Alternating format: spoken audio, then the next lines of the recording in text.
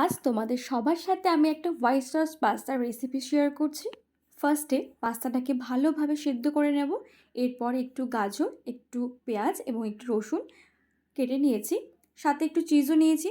এরপরে আমি একটু সামান্য পরিমাণে সাদা তেল দিয়েছি, তার মধ্যে কিছুটা বাটার অ্যাড করেছি।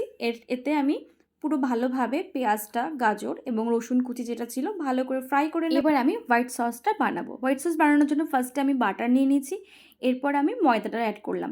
বাটার আর ময়দার কোয়ান্টিটিটা সেম সেম থাকতে হবে। আমি এরপর একটু বাটার অ্যাডও করেছিলাম, তো এটাকে ভালো করে মিক্সড করে নিয়েছি।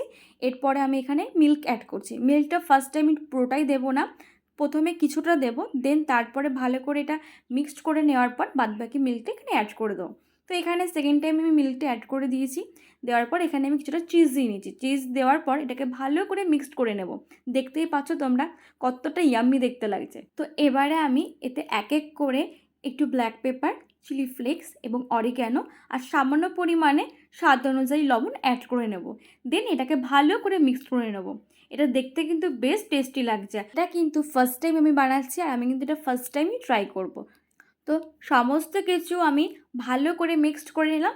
এরপরে সিদ্ধ করে রাখা পাস্তাটা আমি এর মধ্যে অ্যাড করে নিলাম। তো ভালো করে পাস্তাটার সাথে হোয়াইট সসটা ভালো করে মিক্সড করে নেব। তো তোমরা দেখতেই পাচ্ছ এখানে কিন্তু পাস্তাটা আমার টোটালি রেডি হয়ে গেছে।